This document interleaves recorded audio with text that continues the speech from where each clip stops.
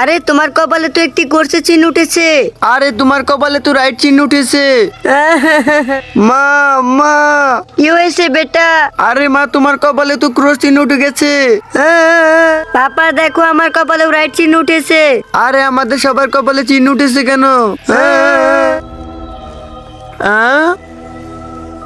কোথায় যাবেন স্যার? হ্যাঁ মৌলানা সাহেব, সবার কপালে চিহ্ন উঠেছে, এটা কেন উঠেছে?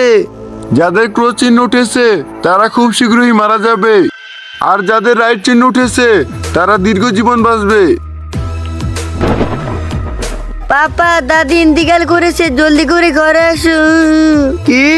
চলো, আমাকে এই শেষ মুহূর্তে নামাজ পড়তে হবে। হে আল্লাহ, তুমি আমার গুনাহগুলো মাফ করে দাও, আমিন। তুমি একান্ত ঈমান নিয়ে প্রার্থনা এবং তওবা করেছো, আল্লাহ তোমার জীবনকে বরকত করেছে। সবাই কমেন্টে আল্লাহ লিখে যাও।